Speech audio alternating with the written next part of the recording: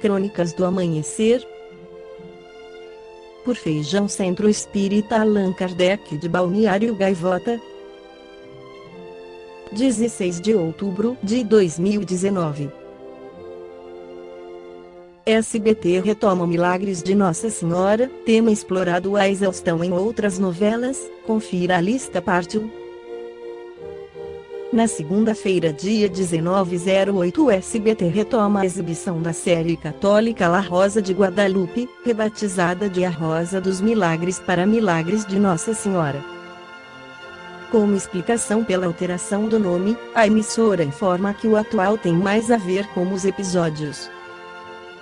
No mais, a dramatização produzida originalmente pela Televisa desde o ano de 2008 até os dias atuais e exibida em sua grade vespertina, tem como mote problemas sociais e familiares que sempre são resolvidos na base de um milagre da padroeira das Américas, Guadalupe.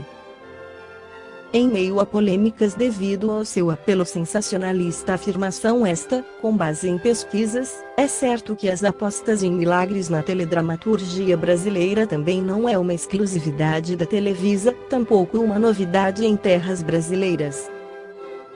Pensando nisso, o Observatório da Televisão lista as produções que manifestam a fé nas pessoas diante dos santos milagreiros.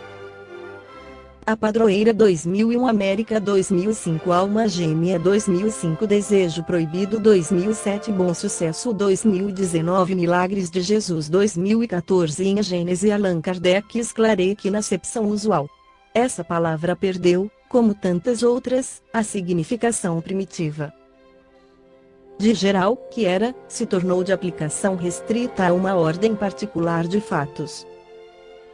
No entender das massas, um milagre implica a ideia de um fato extranatural. No sentido teológico, é uma derrogação das leis da natureza, por meio da qual Deus manifesta o seu poder. Tal, com efeito, a acepção vulgar, que se tornou o sentido próprio, de modo que só por comparação e por metáfora a palavra se aplica às circunstâncias ordinárias da vida. Um dos caracteres do milagre propriamente dito é o ser inexplicável, por isso mesmo que se realiza com exclusão das leis naturais. É tanto essa ideia que se lhe associa, que, se um fato milagroso vem a encontrar explicação, se diz que já não constitui milagre, por muito espantoso que seja. O que, para a Igreja, dá valor aos milagres é, precisamente, a origem sobrenatural deles e a impossibilidade de serem explicados. Ela se firmou também sobre esse ponto, que o assimilar em si os milagres aos fenômenos da natureza constitui para ela uma heresia, um atentado contra a fé, tanto assim que excomungou e até queimou muita gente por não ter querido crer em certos milagres. Outro caráter do milagre é o ser insólito, isolado, excepcional. Logo que um fenômeno se reproduz, quer espontânea, quer voluntariamente, é que está submetido a uma lei. Desde então, seja ou não seja conhecida a lei, já não pode haver milagres.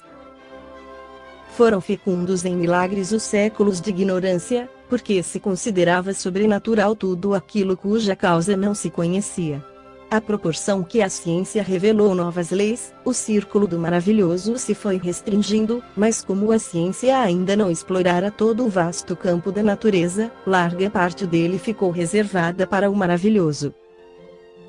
Expulso do domínio da materialidade, pela ciência, o maravilhoso se encastelou no da espiritualidade, onde encontrou o seu último refúgio, demonstrando que o elemento espiritual é uma das forças vivas da natureza, força que incessantemente atua em concorrência com a força material. O espiritismo faz que voltem ao rol dos efeitos naturais os que dele haviam saído, porque, como os outros, também tais efeitos se acham sujeitos a leis.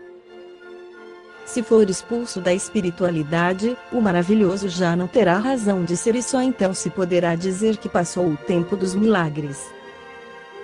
O Espiritismo, pois, vem, a seu turno, fazer o que cada ciência fez no seu advento: revelar novas leis e explicar, conseguintemente, os fenômenos compreendidos na alçada dessas leis.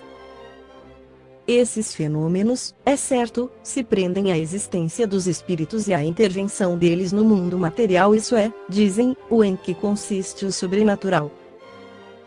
Mas, então, fora mister se provasse que os espíritos e suas manifestações são contrárias às leis da natureza, que aí não há, nem haver, ação de uma dessas leis.